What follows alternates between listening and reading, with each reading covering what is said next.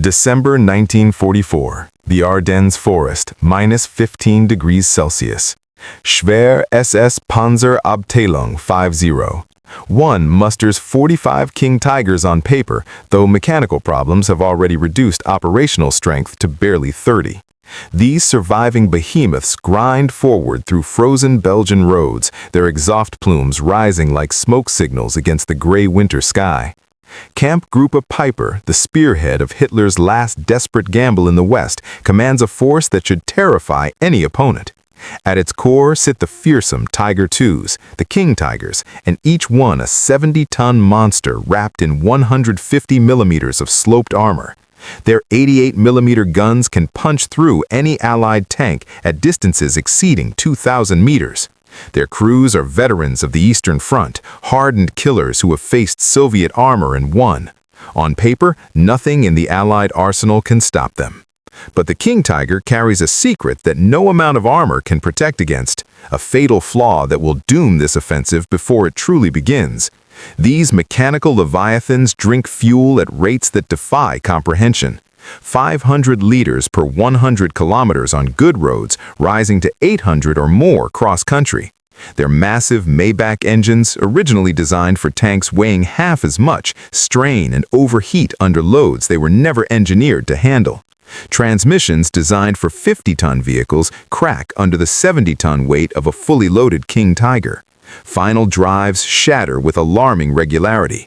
And the fuel? The precious fuel that keeps these steel beasts alive runs out faster than any supply column in German service can deliver.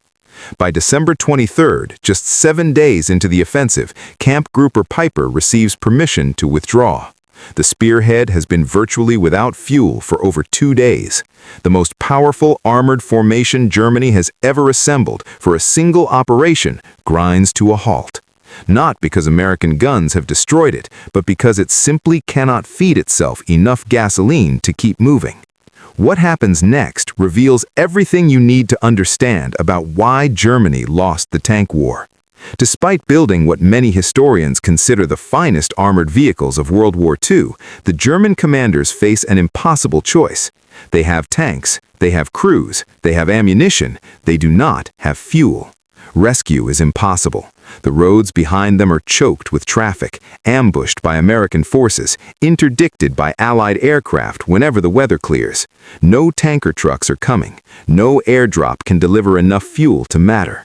So they abandoned 6 fully operational King Tigers, 13 Panthers, 7 Panzer IVs, not damaged by enemy fire, not destroyed in combat, simply stuck, out of fuel, out of options, out of time. The crews placed demolition charges inside the tanks they had lived in and fought in, and kept running through countless battles. They blow up their own vehicles to prevent capture, destroying more combat power than most Allied divisions possess. Then they shoulder their personal weapons and escape on foot through the frozen forest, leaving behind the smoking hulks of Germany's finest armored technology. This is the story that popular history often forgets, the story of how Germany built the biggest tanks, the most powerful tanks, the most technologically sophisticated tanks of the Second World War, and how America built something far more valuable, the tank that kept running. To understand how Germany made perhaps the greatest strategic miscalculation of the armored age, you have to travel back to 1941 and a battlefield that changed everything German commanders thought they knew about tank warfare. When Wehrmacht forces first encountered the Soviet T-34 in the summer of that year, they experienced something close to technological shock. German panzer crews watched in disbelief as their shells bounced off sloped armor they had never seen before. The T-34 mounted a 76-millimeter gun, more powerful than anything German medium tanks carried. Its diesel engine propelled it faster than German commanders believed possible for a vehicle of its size. Its wide tracks let it cross terrain that bogged down German vehicles. Panzer generals sent frantic reports back to Berlin. Their Panzer IIIs and IVs, the reliable workhorses that had conquered Poland and France and driven deep into the Soviet Union, suddenly seemed obsolete. Something had to be done, something dramatic. Hitler's response would shape German tank doctrine for the remainder of the war, and it represented a fundamental philosophical choice about what a tank should be and what role it should play. The Germans chose perfection over production. They chose quality over quantity. They chose individual superiority over mass logistics. History would prove each of these choices catastrophically wrong. The Tiger program that emerged from this crisis produced a tank unlike anything the world had seen.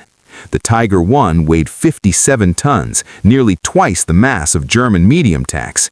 It mounted the legendary 88mm gun, originally an anti-aircraft weapon that German crews had discovered could destroy any tank in existence. Its armor, 100mm thick on the front, could shrug off hits from virtually any Allied gun at combat ranges. But creating this mechanical marvel required resources Germany increasingly could not spare. Each Tiger I demanded an estimated 300,000 man-hours to produce, 300,000 hours of skilled labor from machinists, welders, electricians, assemblers, testers, and quality control inspectors. Compare that to approximately 48,000 man-hours for a Sherman by some estimates. For every single Tiger that rolled off the Henschel production line, American factories could produce roughly 6 Sherman.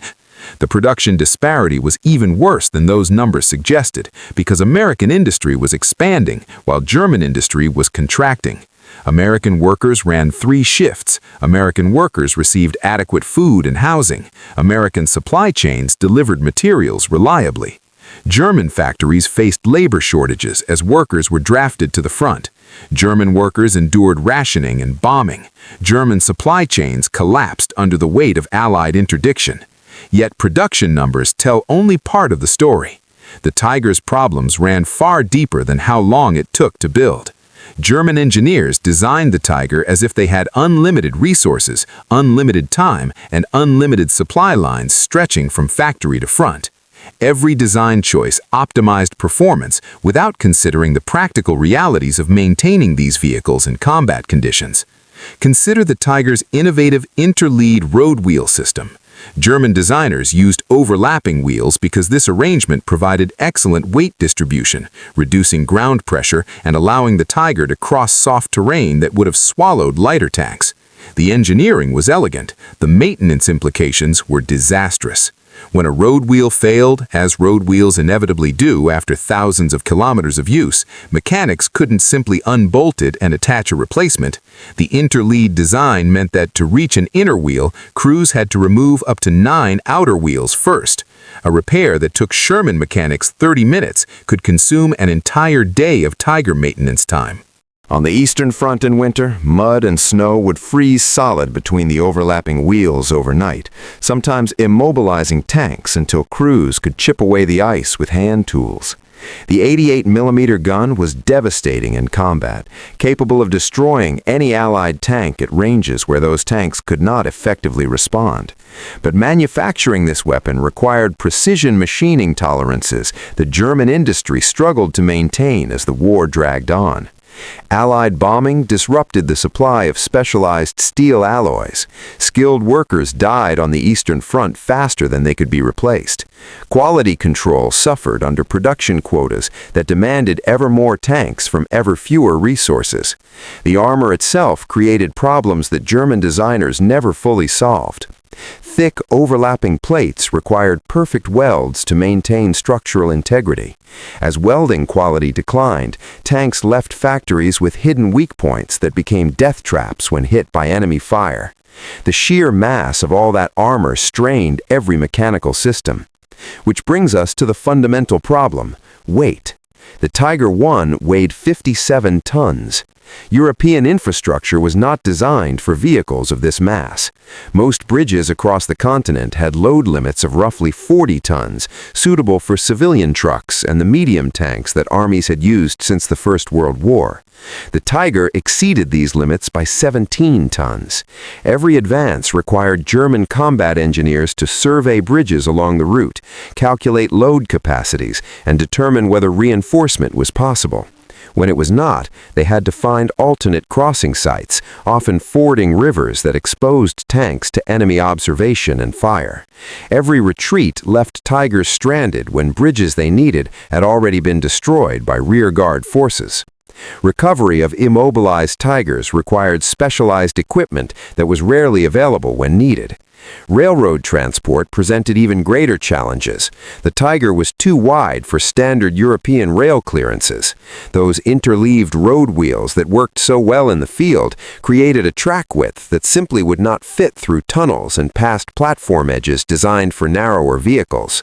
Before loading a Tiger onto a train, crews had to remove the outer road wheels and replace the combat tracks with special narrow transport tracks. This process consumed approximately 2 hours. Upon arrival at the destination, crews repeated the process in reverse, reinstalling combat tracks and road wheels before the tank could move under its own power.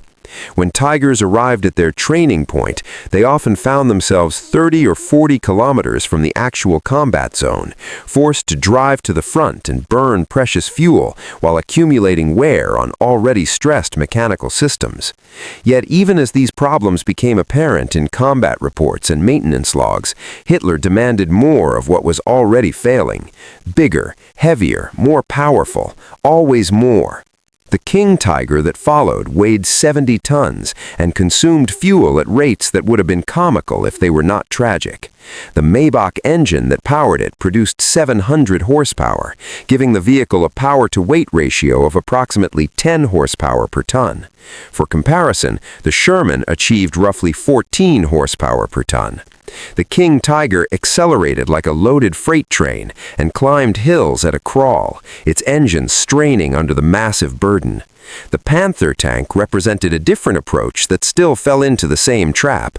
Originally specified at 30 to 35 tons as a lighter, more producible response to the T-34, the Panther grew heavier through armor additions and design changes until production models weighed 45 tons. By the end of the war, fully loaded Panthers weighed even more. And then there was the Maus. The name means mouse in German, an ironic joke for the largest tank ever built. 188 tons of steel, armor, and hubris concentrated into a single vehicle that represented everything wrong with German military engineering philosophy. The Mau mounted 2 guns, a 128mm main armament, and a coaxial 75mm secondary weapon. Its armor exceeded 200mm in places. On paper, it was invincible, unstoppable, the ultimate expression of armored warfare. In reality, it had a designed top speed of 20 kilometers per hour, though the prototype only managed 13. It could not cross any bridge in Europe. Its engines drank fuel faster than any logistics system could deliver. Its weight caused it to sink into any ground softer than concrete. The suspension system required constant maintenance just to function. Only 2 prototypes were ever completed, and neither saw combat. Soviet forces captured them in the factory where they were built.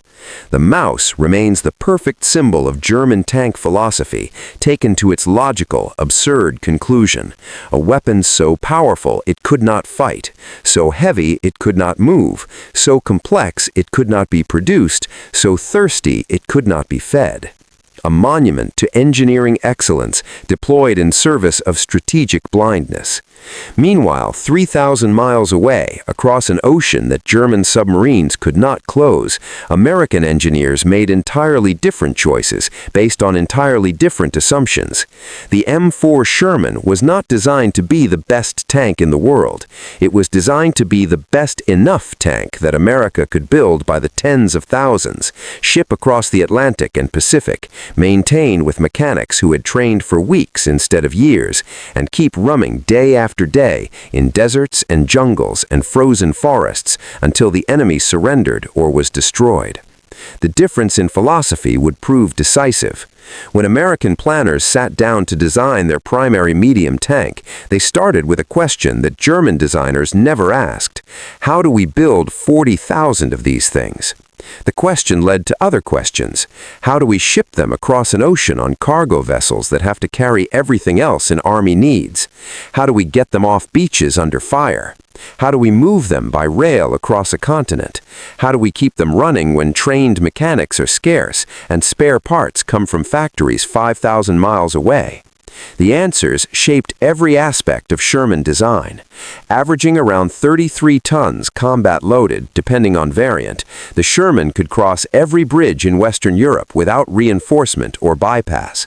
It could roll onto standard railroad flat cars without modification, track width sized to fit through tunnels and past platforms. It could load and unload from cargo ships using standard dockside equipment. It could be carried in the holds of Liberty ships that American yards produced at a rate of 3 vessels per day.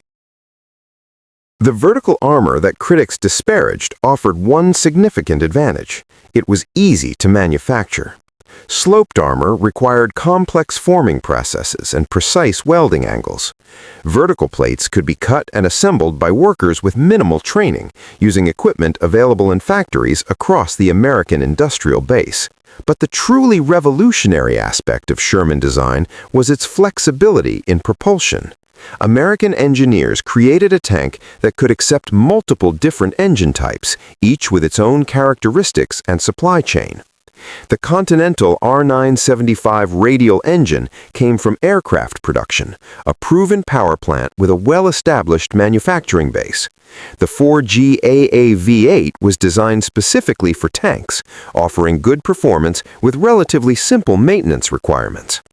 General Motors contributed the 6046 twin diesel, which shared components with engines the company was already producing for other military vehicles. Chrysler developed perhaps the strangest solution of all. The A57 multi-bank engine combined 5 automobile engines into a single power plant through an elaborate gear arrangement. It was mechanical complexity of a peculiar sort, using simple components in a complicated arrangement rather than complicated components in a simple arrangement. Any mechanic familiar with Chrysler automobile engines could work on individual cylinders. The arrangement let Chrysler contribute to tank production without retooling for an entirely new engine design. This was not elegant engineering by German standards. Some of these solutions were frankly bizarre, but the approach meant something crucial for the reality of total industrial war. When Continental could not deliver enough radial engines because aluminum supplies ran short, Chrysler could step in with its automotive adaptation. When diesel fuel proved more available than gasoline in certain theaters, diesel engine Shermans could be deployed preferentially. When any single supplier faced problems, production never stopped because alternatives existed. The results spoke in numbers that drowned out any theoretical arguments about armor angles and gun penetration. Between 1942 and 1945, American industry produced 49,324 Shermans. Pause to consider what that number means. It exceeds the total German production of all tank types combined across the entire war. Germany produced roughly 1,200 Tigers, approximately 6,000 Panthers, and around 8,500 Panzer IVs, plus various assault guns and tank destroyers. American Sherman production alone exceeded all of those categories added together. In December 1942 alone, the Detroit tank arsenal turned out nearly 900 Shermans. That single month of production from a single factory nearly equaled total Tiger production across the entire war. German tankers might destroy 3 Shermans in a single engagement and celebrate their victory. By the next morning, American logistics would have replaced all 3 with fresh vehicles drawn from massive depots behind the lines, and the attack would resume with undiminished strength. This was not a failure of Allied tank design. This was the design working exactly as intended. Yet production numbers alone do not explain the Sherman's true advantage over its German counterparts. That advantage lay in something far less glamorous than penetration statistics or armor thickness, but infinitely more important in the context of sustained industrial warfare: reliability. When a Sherman engine failed in the field, which happened far less frequently than with German vehicles, crews could replace it within a few hours using field maintenance equipment. Trained mechanics performed the operation routinely. The new engine started, the tank drove away, and combat operations continued. When a Tiger engine failed, the vehicle often had to be evacuated to a rear area depot for repairs. Recovery itself was problematic because the Tiger's weight exceeded the capacity of most recovery vehicles. Frequently, 2 or 3 recovery vehicles had to work together to tow a single disabled Tiger. The repairs themselves could take days or weeks, and parts were frequently unavailable. Sherman transmissions rarely failed under normal use. Tiger transmissions failed so frequently that German maintenance manuals recommended complete rebuilds after just a few hundred kilometers of operation. According to a French post-war evaluation, the Panther's final drives, a critical component connecting the transmission to the tracks, had an average fatigue life of only 150 kilometers before requiring replacement. British military intelligence conducted extensive studies comparing tank reliability across all combatant nations. Their conclusion was unambiguous and damning for German design philosophy. American tank construction was so infinitely superior in every other way, particularly in reliability, that theoretical shortcomings in armor protection and main armament became secondary considerations in practice. A British officer testing a captured Sherman during a 1943 long-distance service trial recorded his observations in language unusual for military documentation. He described the vehicle as utterly reliable in conditions that would have reduced any German tank to a maintenance casualty. The Americans, he noted, had built a tank that actually worked. The numbers from combat operations tell this story with statistical clarity that no amount of propaganda could obscure. In August 1944, according to Stephen Zager's comprehensive analysis of readiness data across all fronts, American armored divisions reported operational readiness rates of approximately 85%. 85 out of every 100 tanks were running, fueled, armed, and ready to fight. German heavy tanks in the same period struggled to maintain comparable readiness. Panthers achieved approximately 51% operational status. Tigers fared even worse at around 48%. Nearly half the tanks in a German heavy tank unit might be sitting in maintenance parks at any given time, waiting for parts that were not available or repairs that required skills not present. The implications were strategic rather than merely tactical. The most powerful tank in the world is worthless when it is sitting in a repair depot awaiting spare parts that will never arrive. A Tiger that cannot move cannot fight. A Panther waiting for transmission replacement cannot hold a defensive position. Combat power exists only when vehicles are operational. Field reports from both the Eastern and Western fronts document this disparity with brutal clarity. The American 3rd Armored Division noted that its Sherman battalions completed long road marches of hundreds of kilometers with negligible mechanical losses. Tanks that started the march finished the march. Units arrived at their objectives with their combat power intact. German Panzer units making similar movements routinely lost 20% or more of their strength to mechanical breakdowns before reaching combat. Units would set out with 40 operational tanks and arrive with 32, the remainder scattered along the route of march awaiting recovery vehicles that might never come. One German maintenance report captured after the war's end revealed the nightmare facing panzer crews trying to keep heavy tanks operational. For every hour a Tiger spent in combat, it required 10 hours of maintenance. Engines rated for 1,500 kilometers between overhauls frequently failed after only 300. Transmissions designed for the theoretical 50-ton weight of the original Tiger specification could not handle the actual 57-ton weight of production vehicles. The Panther's combat debut illustrated these problems with catastrophic clarity that shocked even German commanders who had thought themselves prepared for teething troubles. In preparation for Operation Citadel, Germany's last major offensive on the Eastern Front, planners committed 200 of the revolutionary new Panther tanks to the attack against the Kursk salient. This was to be the Panther's proving ground, the battle where Germany's answer to the T-34 would demonstrate its superiority and restore German armor dominance in the East. What happened instead became a cautionary tale about rushing unproven technology into combat. 2 Panthers caught fire while being unloaded from the trains that delivered them to the front. The exact cause was never definitively established, but fuel system problems were suspected.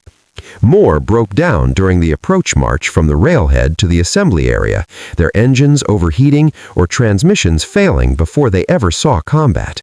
By the morning of July 5, 1943, when the offensive began, only 184 of the original 200 Panthers were operational. Within 2 days of combat operations commencing, that number collapsed to approximately 40 runners. By July 10th, German reports indicated as few as 10 Panthers remained combat-ready. General Heinz Guderian, the legendary architect of German blitzkrieg doctrine, the man whose tactics had conquered France in 6 weeks, found serious deficiencies in the final drive and engine and considered it a grave mistake to deploy the Panther before it was ready. Analysis of Panther losses during the Kursk offensive revealed a devastating truth about mechanical reliability. Of the Panthers lost during the battle, the majority succumbed to mechanical failure rather than enemy action. Engines died, transmissions shattered, fuel systems leaked, electrical systems failed. The tanks that were supposed to win the decisive battle of the Eastern Front could not survive their own machinery long enough to reach the enemy in significant numbers. Reliability concerns extended far beyond the front lines to encompass the entire logistics chain that sustained modern armored warfare.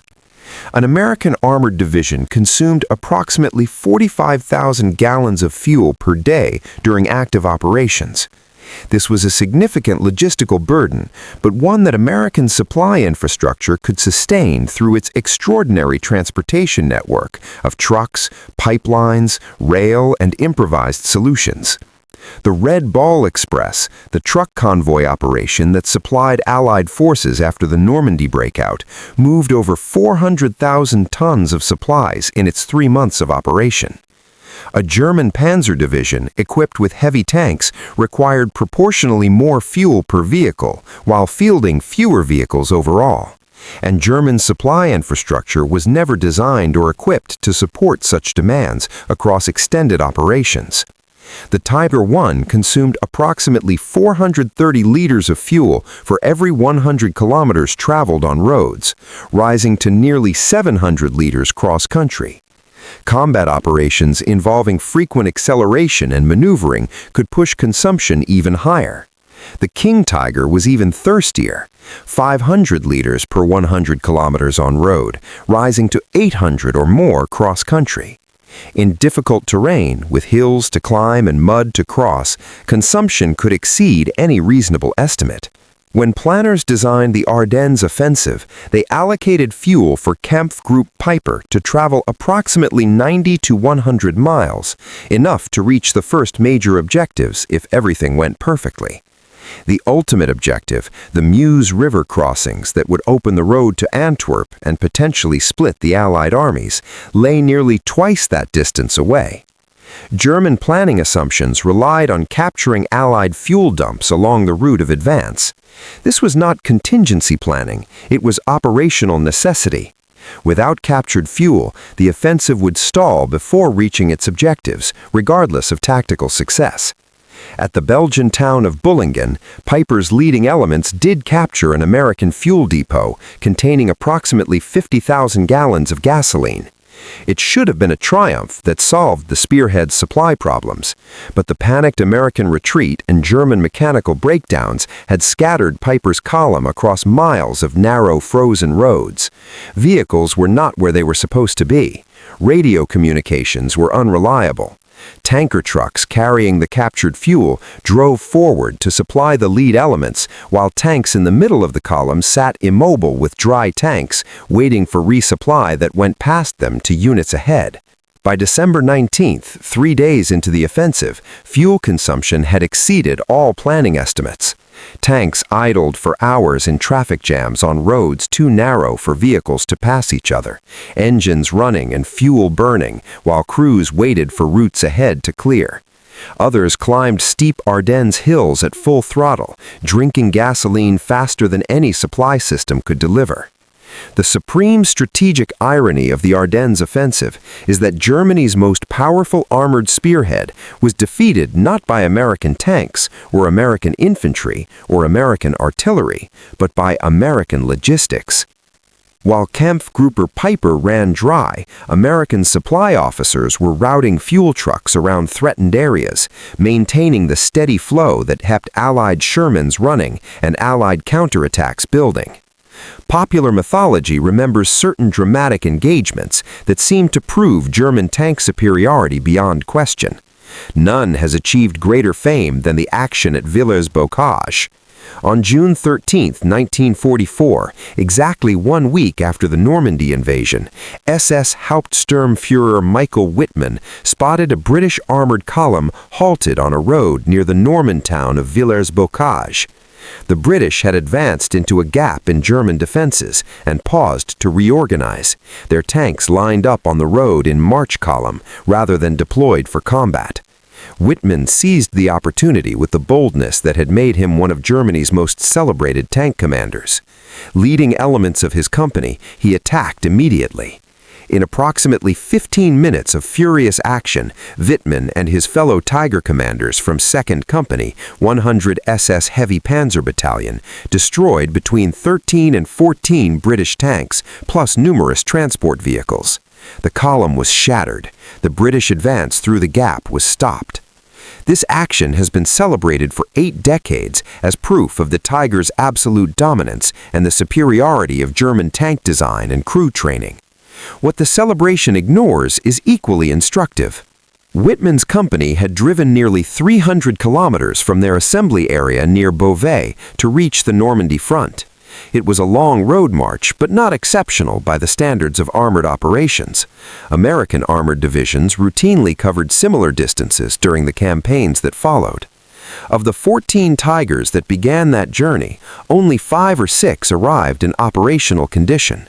The rest broke down along the route, victims of the mechanical fragility that plagued every German heavy tank operation.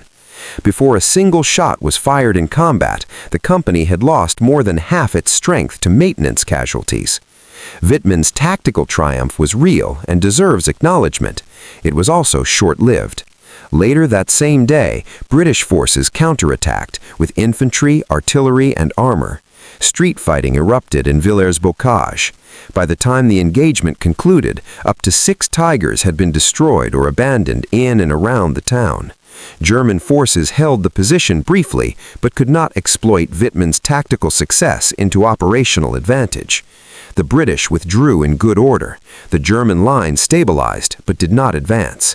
And Michael Wittmann himself, Germany's most famous tank ace, was killed less than 2 months later on August 8, 1944, near the village of Gausmazel, during Operation Totalize. His remains were not discovered until 1983. The exact circumstances of his death remain debated among historians. Some credit Trooper Joe Etchkins of the 1st Northamptonshire Yeomanry firing a Sherman Firefly from long range. Others point to a Canadian unit, the Sherbrooke Fusilier Regiment, firing from concealed positions at close range, where even a standard 75mm Sherman could penetrate Tiger armor from the rear. What remains certain is that the tank propaganda portrayed as invincible met its end at the hands of Allied armor. This pattern repeated across the war with variations but consistent results. German heavy tanks achieved remarkable tactical successes in individual engagements. Skilled crews destroyed multiple enemy vehicles for every loss. Kill ratios favored German armor in nearly every direct confrontation. But those individual victories could never change the strategic reality that Germany was being ground down by enemies who could replace losses faster than German forces could inflict them.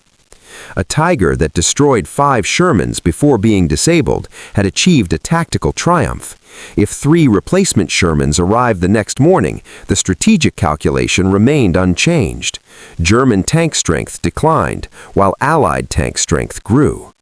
The full scope of German heavy tank losses during the war was documented with characteristic thoroughness by German military record keepers. Unit war diaries and maintenance logs survived the war in sufficient quantity to provide historians with an unusually complete picture of how these vehicles met their ends.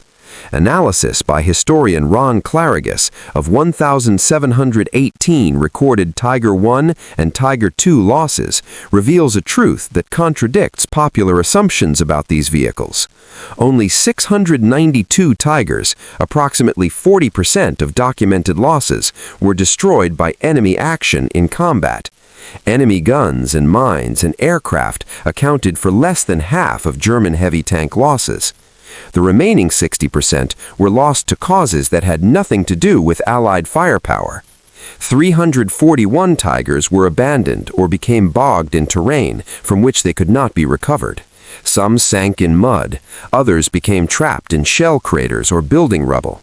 Many were simply left behind when retreating German forces could not arrange recovery. 260 were lost to mechanical failure, their engines dying, their transmissions shattering, and their electrical systems failing at moments when repair was impossible and abandonment was the only option. 57 ran out of fuel in locations where resupply could not reach them. Their crews, faced with the choice of capture or destruction, demolished their own tanks and attempted to escape on foot. 97 were blown up deliberately by German forces to prevent them from falling into enemy hands. These were often operational vehicles that could not be recovered during retreats or tanks with minor damage that German industry could no longer repair. The King Tiger's loss record was proportionally even worse than its predecessor. Only 43% of documented King Tiger losses resulted from enemy combat action, compared to 54% for the original Tiger I. The bigger, heavier, supposedly more powerful successor proved even more likely to break down, run dry, or get stuck than the original. These statistics demolish any notion that German heavy tanks were worth their enormous cost in resources and production capacity. The majority of Tigers lost during the war were not destroyed by enemy fire. They were killed by their own complexity, their own insatiable thirst for fuel, their own crushing weight that broke bridges and roads and transmissions beneath them. Even German tank crews recognized the reality behind the propaganda. A report from Schwerpanzerabteilung 506, compiled by the staff of 16th Panzer Grenadier Division in October 1943, stated bluntly that propaganda has made the Tiger out to be an invulnerable battering ram, but it can be knocked out by the T-34 at 500 meters. The men who actually manned these supposedly supreme weapons understood their vulnerability better than the generals who committed them to battle or the propagandists who celebrated their victories. The myth of German tank superiority survived the war itself and in some ways grew stronger through decades of post-war mythology building. American veterans returned home with stories of Shermans exploding, of German tanks impervious to Allied guns, of 5 Shermans needed to destroy a single Tiger. Hollywood films depicted American tankers as hopelessly outgunned victims of superior German technology. This narrative became accepted as historical fact, but careful examination of wartime records tells a different story.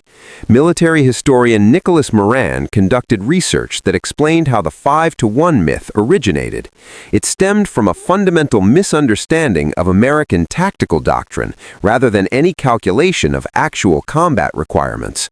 American tank platoon in World War II consisted of 5 tanks. This was organizational doctrine that applied to all tactical situations. When a platoon encountered a target, whether a German machine gun position, a concealed anti-tank gun, a Panzer IV, or a Tiger, the entire platoon engaged. 5 tanks maneuvered and fired together, because 5 tanks comprised a platoon, not because 5 tanks were required to defeat any particular target. Observers who witnessed 5 Shermans engaging a single Tiger assumed that all 5 were necessary to destroy it. They confused tactical organization with tactical requirement. The 5-to-1 ratio that entered popular consciousness reflected the size of an American platoon, not any calculation of how many Shermans a Tiger could actually defeat.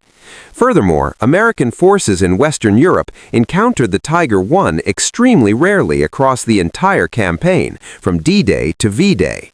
Various estimates suggest American units engaged Tigers in combat perhaps 3 times during the entire 11-month campaign. The tank that supposedly terrorized American armored divisions was vanishingly rare on the Western Front. Panthers were somewhat more common, but still represented a fraction of German armor strength. Most German tanks faced by American forces were Panzer IVs and various assault guns, vehicles that the Sherman could engage on roughly equal terms. The Sherman had real weaknesses that honest analysis must acknowledge. Its 75mm main gun struggled against the frontal armor of Panthers and Tigers at normal combat ranges. The later 76mm gun improved the situation, but was still not ideal for engaging heavy armor frontally. General Dwight Eisenhower himself expressed frustration when briefed on armor performance, reportedly asking in surprise whether the new 76mm gun could not penetrate Panther armor. He thought it was going to be the wonder gun of the war. The Sherman's vertical armor offered less theoretical protection than the sloped plates employed on German and Soviet designs. The interior layout concentrated ammunition in locations vulnerable to penetrating hits. Early models earned a grim reputation for burning when hit, but these weaknesses existed within a strategic context that fundamentally favored the Sherman's design philosophy. A Sherman that could drive 500 kilometers without mechanical breakdown could choose where and when to fight. It could maneuver around prepared defensive positions. It could flank heavier opponents. It could concentrate at decisive points while enemy heavy tanks sat immobile in repair depots. The men who lived and thought inside these machines understood combat realities better than any theorist far from the front. German tank crews wrote letters and reports documenting the constant struggle to keep their sophisticated vehicles running. One Tiger commander described spending more time waiting for repairs than actually fighting. Another noted the peculiar terror of advancing into combat, knowing that his tank might break down at any moment, leaving him stranded in front of enemy guns with no mobility and no hope of escape. American tankers complained about their Shermans, too. They disliked the thin armor that German guns could penetrate at ranges where American guns could not respond effectively. They wanted bigger guns and thicker protection. Some nicknamed early Sherman models Ronsons after the cigarette lighter company whose advertising slogan was "Light's First Time," a grim reference to the tendency to catch fire when hit. But those same American crews could count on their tanks starting every morning. They could drive all day across rough terrain without watching temperature gauges climb into the danger zone. They could take a hit that disabled their tank and know that recovery vehicles would arrive within hours, that mechanics would repair the damage overnight or replace the entire vehicle within days, and that they would return to their unit combat ready. A Tiger stranded with a shattered transmission could do none of these things, regardless of how thick its armor was or how powerful its gun was. American tankers learned to fight with the tools they actually had rather than the tools they wished they had. They developed tactics that exploited their genuine advantages in numbers, reliability, mechanical endurance, and communications. When they encountered heavy German armor, they called in artillery concentrations and air support rather than charging frontally. They maneuvered to find flank shots rather than accepting frontal engagements on German terms. When they did engage directly, they usually prevailed through coordination and persistence rather than individual vehicle superiority. When American engineers introduced wet ammunition stowage in later Sherman variants, surrounding the shells with water jackets that suppressed fires after penetrating hits, the tendency to burn catastrophically dropped to 10 to 15% of penetrating hits, compared to 60 to 80% in earlier dry stowage. German propaganda had created a reputation that American engineering methodically disproved. The real story of World War II tank warfare is not about which tank was best in hypothetical one-on-one combat or which vehicle had superior specifications on paper. It is about which tank philosophy best served the strategic needs of total industrial war. Germany chose quality. They built sophisticated weapons that demanded perfection from every component, every machinist, every supply line, and every crew member. When any element of that perfection was missing, the system failed. America chose quantity backed by adequate quality. They built straightforward weapons that could be produced by the tens of thousands, maintained by mechanics with months rather than years of training, kept running with parts shipped from factories an ocean away. Germany produced approximately 1,347 Tiger Is. Across the war, they produced roughly 489 King Tigers. America produced 49,332 Shermans. You can destroy 3 Shermans for every Tiger lost and still lose the war when your enemy can build 6 Shermans in the time it takes you to build 1 Tiger. The mathematical calculation was inescapable. Germany's best tank crews achieved remarkable kill ratios that proved their individual excellence, but those ratios meant nothing measured against the flood of replacements that American industrial capacity could provide. The strategic blindness that created German heavy tank doctrine reflected a broader failure to understand the nature of the war Germany had initiated. Hitler and his generals designed weapons for short, decisive campaigns lasting weeks or months, the kind of operations that had worked in Poland and France. They never grasped that they were now fighting a grinding industrial years conflict, where logistics and production mattered more than tactical excellence. They assumed German quality would always overwhelm enemy quantity. They never understood that American and Soviet industry could produce quality and quantity simultaneously, that adequate tanks in overwhelming numbers would defeat excellent tanks in insufficient numbers. By 1944, Germany was losing the war on every metric that actually determined outcomes. Production could not replace losses fast enough. Fuel supplies dwindled as Romanian oil fields fell to Soviet advances and synthetic fuel plants came under sustained Allied bombing. Trained mechanics and skilled workers died faster than training programs could replace them. Rare metals needed for armor alloys became impossible to obtain as supply lines collapsed. The German response to this cascade of failures was to build heavier tanks that required more fuel, more maintenance, and more skilled labor to produce and operate. It was the strategic equivalent of a drowning man reaching for an anchor. The war ended not with a single climactic tank battle, but with the steady, grinding collapse of German logistics and industrial capacity. Tiger battalions that had achieved tactical victories in 1943 sat immobile in abandoned parking areas in 1945, their tanks dry of fuel or awaiting repairs that would never come.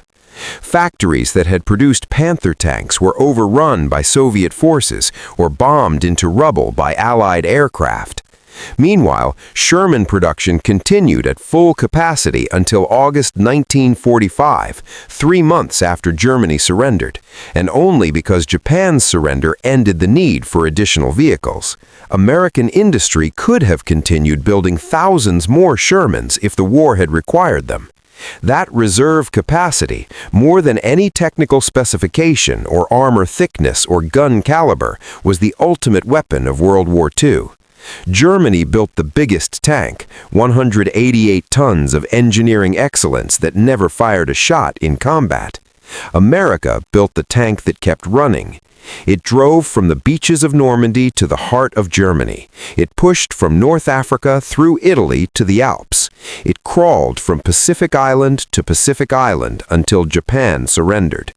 The lesson endures. In warfare, as in life, what matters is not what you can achieve at your theoretical best. It is what you can sustain every day in every condition when everything is going wrong. Germany designed tanks for perfect conditions that never existed. America designed tanks for the muddy, frozen, burning reality of industrial total war. The biggest tank lost. The tank that kept running won. If you found this exploration of World War II tank doctrine valuable, please consider liking this video and subscribing to the channel. Your support helps me continue producing thoroughly researched historical content that challenges the myths we have inherited. Click the notification bell to be alerted when the next video drops. Thank you for watching.